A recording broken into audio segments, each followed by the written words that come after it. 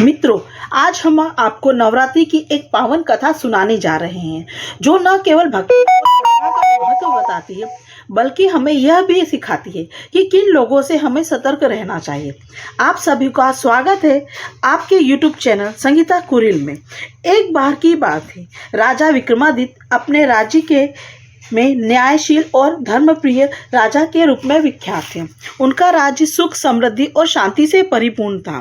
नवरात्रि का समय चल रहा था और पूरे राज्य में देवी दुर्गा की पूजा अर्चना बड़े ही धूमधाम से की जा रही थी।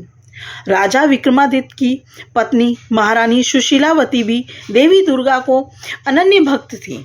उन्होंने पूरे 9 दिन का व्रत रखा था और माता की आराधना में लीन थी।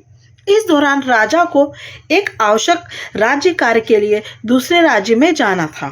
उन्होंने सोचा कि महारानी का व्रत चल रहा है, इसीलिए वे उन्हें साथ नहीं ले जा सकते, लेकिन महारानी की सुरक्षा का भी उन्हें ध्यान रखना आवश्यक था।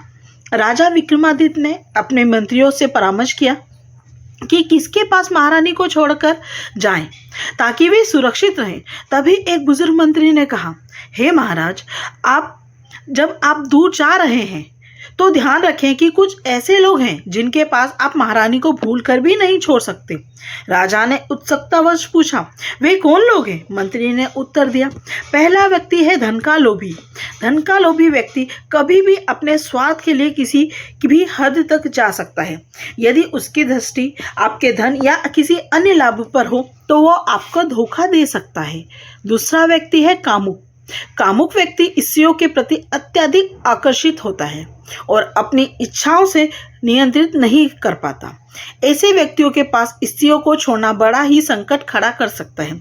और तीसरा व्यक्ति है दुष्ट विचार वाला, जो मित्र बाहर से तो वफादारी दिखाता है लेकिन अंदर से ईर्ष्या द्वेष से भरा होता है।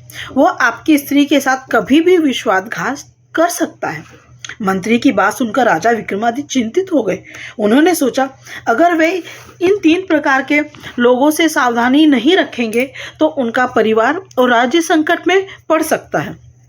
अतः राजा ने अपने सबसे विश्वसनीय धर्मपरायण गुरु के पास छोड़ने का निर्णय लिया।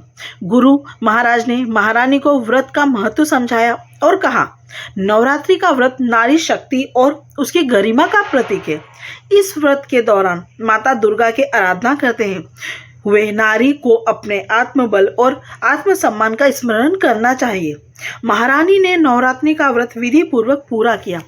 10वें दिन विजयादशमी के दिन के अवसर पर माता दुर्गा ने उनको दर्शन दिए और कहा, सुशीलावती, तुम्हारी भक्ति से और श्रद्धा से मैं अत्यंत प्रसन्न हूँ। तुम्हारे व्रत से तुम्हारे पति और तुम्हारे राज्य दोनों की रक्षा होगी और वो 3 व्यक्ति तुम्हारे पति देव ने तुम्हें जिनसे बचाया है उनके बारे में सतर्क रहकर तुम सदैव सुखी रहोगी। इस प्रकार माता की कृपा से राजा विक्रमादित्य के राज्य सुरक्षित रहा और महारानी सुशीलावती देवी की अनंत कृपा हुई।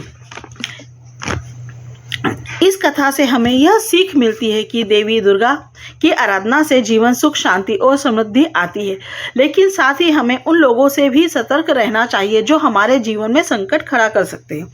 इसलिए मित्रों, नवरात्रि के व्रत पर साथ साथ जीवन में सही निर्णय और सद्गुणों से युक्त होना अति आवश्यक है। दोस्तों, अगर आपको हमारी कथा पसंद आई है, अच्छी लगी है तो हमें कमेंट बॉक्स पर ज़रूर बताएं। मित्रों, आपके साथ यह कथा ज़रूर शेयर करना। इसी तरह की और कथा आपको सुनना चाहते हो तो हमारे चैनल को सब्सक्राइब करें।